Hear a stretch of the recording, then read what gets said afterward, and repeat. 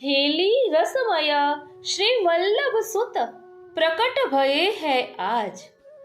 परम वंदनीय प्रातः स्मरणीय श्री वल्लभ कुलभूषण श्रीमद भागवत जी ना मूर्तिमंत स्वरूप नित्य लीला पूज्यपाद गोस्वामी 1008 श्री व्रजभूषण लालजी નું પ્રાકટ્ય વિક્રમ સંવત 1976 એટલે કે ઈસવીસન 1920 પોષવદ બારસના મંગલમય દિવસે મોટી હવેલી જૂનાગઢ મુકામે થયું। આપશ્રીના માતશ્રીનું નામ શ્રી જાનકી વહુજી અને પિતૃચરણનું નામ શ્રી રઘુનાથ લાલજી હતું। ત્રણ ભાઈ બહેનમાં આપ નાના હતા। આપશ્રીના મોટા બહેનનું નામ સુંદર પ્રિયા બેટીજી અને મોટા ભાઈનું નામ શ્રી પુરુષોત્તમ લાલજી હતું। આપની આયુ માત્ર 5 વર્ષની હતી ત્યારે આપના પિતૃચરણ શ્રી રઘુનાથ લાલજી લીલામાં પધાર્યા।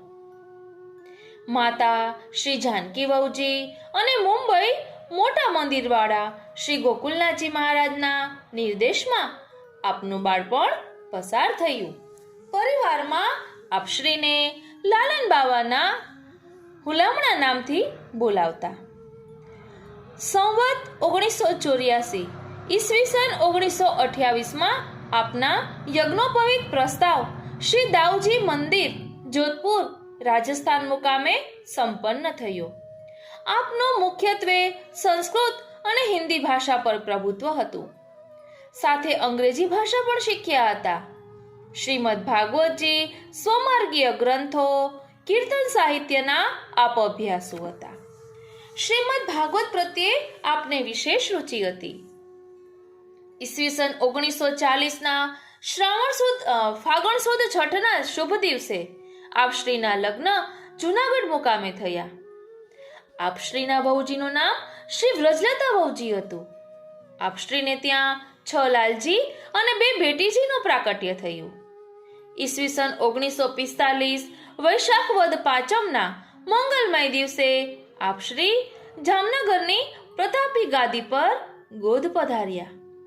શ્રી અનિરુદ્ધ લાલજી મહારાજશ્રીના વહુજી મહારાજે શ્રી વ્રજભૂષણ લાલજીને તિલક કરી ગોદમાં બિરાજાવ્યા હતા। ત્યારબાદ શ્રી ગિરધરજીની બેઠકમાં જામ સાહેબ શ્રી દિગ્વિજયસિંહજીએ તિલક કરી આપશ્રીને જામનગર શ્રી મોટી હવેલીની ગાદી પર આસન કર્યા હતા। સંવત 2010માં શ્રી વ્રજભૂષણ લાલજી 200 વૈષ્ણવો સાથે નાથદ્વારા પધાર્યા હતા। 1 મહિનો ત્યાં બિરાજ્યા હતા।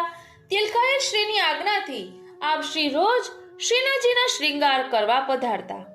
સાંજે શ્રી સુબોધિનીજી પર પ્રવચન અને પ્રશ્નોત્તરીનો કાર્યક્રમ રહેતો। રાત્રે શ્રીનાથજીના કીર્તનકારો સાથે કીર્તનનો આનંદ લેતા।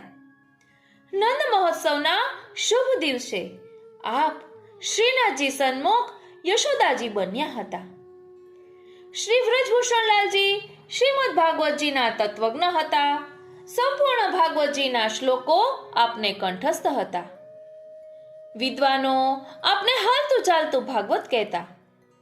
એ જ પ્રમાણે કીર્તનના સાગર હતા। અષ્ટસખાના હજારો કીર્તનો આપને કંઠસ્થ હતા। જામનગર મોટી હવેલીની સંપૂર્ણ વર્ષોત્સવ સેવા ભાવના આપશ્રીએ જાતે લખેલી છે। રાતના પોઢતી વખતે નિત્ય નિયમપૂર્વક વાર્તાજી વાંચવાનો નિત્યક્રમ છેવટ સુધી કાયમ રહ્યો હતો। શ્રી વ્રજભૂષણ લાલજી મૃદંગ, પેટી અને પિયાનો વગાડતા। આપશ્રી નાથદ્વારા કીર્તન પદ્ધતિ, મથુરા કીર્તન પદ્ધતિ, ચાંપાસેની કીર્તન પદ્ધતિના જાણકાર અને સફળ ગાયક હતા। મોટા ભાઈ શ્રી પુરુષોત્તમ લાલજી સાથે સંગીતની મહેફિલો થતી। આપશ્રી ઉચ્ચ કક્ષાના ચિત્રકાર હતા। શ્રી ઠાકોરજીના વસ્ત્ર, કુલ્હે, ટીપારા આદિ સ્વહસ્તે સિદ્ધ કરતા। આપ પાકકલાના માહિર હતા। મનોરથોની સજાવટ જાતે કરતા। આપને ઘોડે સવારીનો શોખ હતો। શતરંજના સારા જાણકાર હતા। એ જમાનાની ઓસ્ટિન કાર શોખથી ચલાવતા. વિવેક, નમ્રતા અને સરળતા આદિ સદગુણોથી આપનું વ્યક્તિત્વ શોભાયમાન હતું. આપશ્રીએ હજારો વૈષ્ણવો સાથે 3 વખત વ્રજયાત્રા લીલી પરિક્રમા કરી હતી. એક વખત શ્રી ગિરિરાજજીની દંડવતી પરિક્રમા કરી હતી. આપશ્રીએ જામનગર શ્રી મદન મોહન પ્રભુને અને ચાપાસેની શ્રી શ્યામ મનોહર પ્રભુને 56 ભોગ સહિત અનેક વિશિષ્ટ મનોરથો અંગીકાર કરાવ્યા હતા. વૈષ્ણવોના બાળકો અને યુવાનોમાં પુષ્ટિમાર્ગીય સંસ્કારોના સિંચન માટે જામનગર શ્રી મોટી હવેલીમાં શ્રી અનિરુદ્ધલાલજી મહારાજના સમયથી ચાલતી પાઠશાળાને નિયમિત કરી નિત્ય પાઠશાળા શરૂ કરાવી હતી. શ્રી વ્રજભૂષણલાલજી આંતરરાષ્ટ્રીય પુષ્ટિમાર્ગીય વૈષ્ણવ પરિષદના અધ્યક્ષ પદે 5 વર્ષ સુધી બિરાજી પરિષદના માધ્યમથી સંપ્રદાયના પ્રચાર પ્રસારનું કાર્ય કર્યું હતું. દિલ્હીમાં સંસદ ભવન સામે થયેલ પ્રચંડ ગૌવધ વિરોધી આંદોલનમાં આપની સક્રિય ભૂમિકા રહી. વિશ્વ હિન્દુ પરિષદ આદિ અનેક સંસ્થાઓમાં આપે સક્રિય યોગદાન આપ્યું. સૌરાષ્ટ્રમાં ભયંકર દુષ્કાળ પડ્યો ત્યારે શ્રી વ્રજભૂષણલાલજીએ જામનગરમાં પોતાની વાડીની જગ્યા કેટલ